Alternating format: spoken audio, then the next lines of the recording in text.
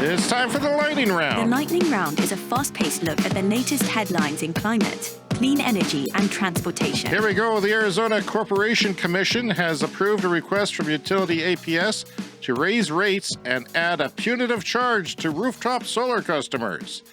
Residential customers should expect to see bills increase by $10 to $12 per month, while customers with a rooftop can expect their bills to increase by as much as $15 per month. Solar customers are already paying about $80 per month on average just to be connected to the damn grid, Brian. $80 a month. That's a lot. At that point, you go buy a battery and say, ta-ta, grid, we don't need you, especially if you're in Arizona, where it's sunny and good solar there. Might be worth considering. Fox Business says climate change explodes the cost of home insurance. We don't often quote Fox News on the show here, but here we go. Florida is most expensive at nearly $10,000. Oklahoma, Texas, or other states that have 3 times higher than the national average insurance because of climate change. And surging home insurance costs could force families to leave 10 states in the future. California launches a plan to add 56 gigawatts of solar, wind, and battery storage to slash grid emissions. That means replacing burning gas. The plan cuts gas generation by 71% by 2035 and 90% by 2039. And the grid emissions fall to just 25 megatons by 2035. There's a study by the Pembina Institute in Alberta, Canada. It says that conventional oil and gas, which is allowed on all classes of agricultural land, by the way, is 125 times more land intensive than wind and solar development. And yet, my friend, Alberta is now at the 7-month point of their embargo on wind and solar development because they needed to study it. This right-wing idiot government. There's right-wing governments and then there's right-wing idiot governments. Their oil-rich provinces decided that they didn't like the competition from clean stuff, so they wanted to put a pause on it. And the industry there was exploding. It's got the most in Canada with stuff on the books that's coming is incredible. And they put a pause on it. So this week, hopefully by next show, we'll have some of the restrictions that those wise people are going to put on solar. And it's frustrating. It's time for a CS Fast Fact. Amazon bought more solar and wind power in 2023 than Meta, plastics giant Lidl Basel, and Google combined. That's from Bloomberg. So, yeah. And I believe Amazon buys some clean energy in Alberta. That they do. They've got a giant solar farm there. The Rideau Canal by Canada's capital city, Ottawa, has closed after a 10-day season of ice skating. It used to be a popular place for people to go ice skating. It looked really fun on the video and the news when you see it open every year. And it's the shortest on record, except for last year, Brian, which had a 0-day season. And the forecast on Tuesday of this week was set to be 16 degrees Celsius. Yeah, I've been to Ottawa. I've skated on the canal. It's fantastic. There are people in Ottawa that commute to work when it's actually frozen. Really? They can commute to work on skates. That's so Canadian. It's so great. You know, the canal goes right through the city, and it's super fun. Here in our own city, we have a lake, a kind of a man-made lake in the middle of our city, and there's an ice rink on that every year, and that one closed way early. It had a way shorter season this year, and we're in the midst of the prairies where, you know, it really should be frozen for 5 months of the year, and that was definitely not the case. There's a story on Reddit that has been picked up by the clean energy blogs. A Dodge Ram, a normal Dodge Ram pickup truck, gasoline or diesel, was destroyed after running into the back of a Cybertruck. The Cybertruck had little damage. So that's good news for some Cybertruck owners, bad news for society, perhaps? I don't know. Yeah, perhaps. He still has to get a little bit of it fixed. But, you know, there's also the story going around that the Cybertruck is not certified for off-road use, that it's you void the warranty if you use it off-road. That's got to change, Brian. That has got to change because it's going to be a little child vehicle, not the manly vehicle that it pretends to be if you can't take it off-roading. I think they're still working on some of their software, like the maybe some of the off-road software is not fixed yet. Well, let's hope so. We'll keep you updated. Thanks to dropping battery costs, the average new EV with 300 miles of range, that's about 500 kilometers, or is it? Alexa, what's 300 miles in kilometers? 300 miles is about 480 kilometers. Oh, it's not even 500. It's 480.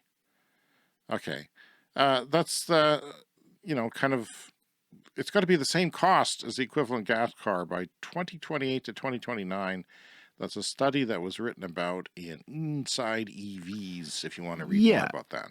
And if you take maintenance and fuel costs into account, like all those ridiculous oil changes we were talking about sooner, electric cars are already cheaper, but the sticker price really has to match or be lower for mass adoption. Swapping out beef for a different protein, even for just one meal a day, can cut the emissions footprint of a person's daily diet by as much as half. That story is in Bloomberg. California, all solar, including grid scale and rooftop PV systems, as well as concentrated solar. That's the one where they have mirrors and heat this fluid up on a tower. Accounted for 28% of the state's electrical output in the 12-month period that ended in September of last year. So they have stats for that, and it's almost a third just from solar, and as I said, rooftop, solar farms, as well as concentrated. There's not a lot of concentrated, but there's some, and it's kind of interesting, although it doesn't work in all places.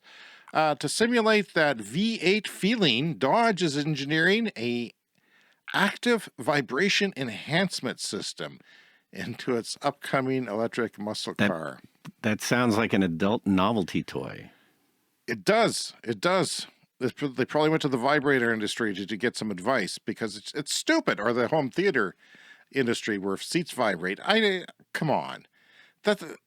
Noise is one thing. This has gone way too far. If there's a vibration in my car, I think, oh, shoot, something's wrong. I don't want a vibration in my car. It's the last thing I want. 54% of Portugal's electricity is now generated by renewable electricity. That's with no nuclear and no coal.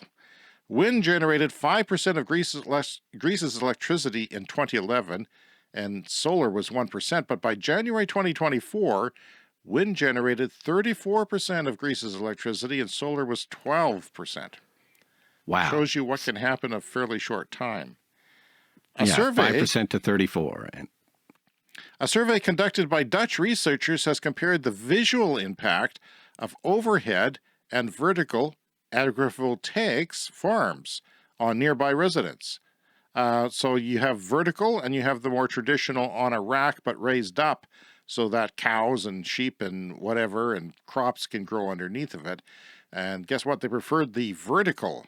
Did an extensive survey of people who actually drove by two different farms, and people prefer vertical for. Yeah, we've talked about vertical mounting of solar panels on the show recently, and yeah, that could be a much, much bigger thing in the future. And finally this week, Texas will add more battery storage in 2024 than the U.S. added in all of 2023. The Lone Star State will double in 1 year the amount of energy storage it has, and it has more than most people. California will add another 5.2 gigawatts. Think of a gigawatt as the output of a nuclear reactor. So this is a lot for a battery to do. The U.S. will add 14.3 gigawatts this year in total, but Texas will have 12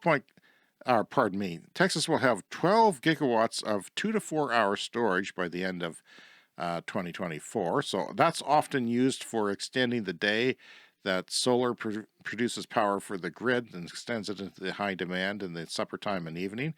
And, that's pretty good. So that's 12 gigawatts of storage for 2 to 4 hours for a grid that is only 85 gigawatts. That's a high proportion, Brian, and that is very undoubtedly disruptive.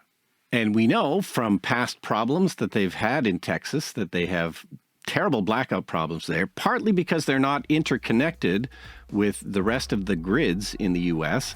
They don't share as much electricity with other places. So all of these batteries are going to fix any of those problems that they have. Okay, that is it. That is our show for this week. If you want to contact us, we are Clean Energy Show cleanenergypod@gmail.com. Around social media, you can find us as Clean Energy Pod. And you can find video of our show on TikTok and YouTube, including special content not featured on the podcast. You can also donate to the show. We have a guy who's donated on a regular month-to-month basis, and I keep getting emails that his payment didn't go through. I forget his name. But I'm assuming he's getting these emails too, and I'm worried that he's dead. I'm worried that one of our listeners is dead. So if you're not dead and you don't want to continue, please turn that off or continue giving us a few bucks a month every year. Yeah, so the information's in your show notes. We appreciate everything you do for us. Have a look at the Clean Energy store. There's merchandise there. People buy stuff, hats, t-shirts of our show. Wear it proudly. If you're new to the show, we always ask, remember to subscribe to our show on your podcast app, because that way you get the new episodes that we do every week here delivered to you right in the morning, usually on Wednesdays. So see you next week. See you next week.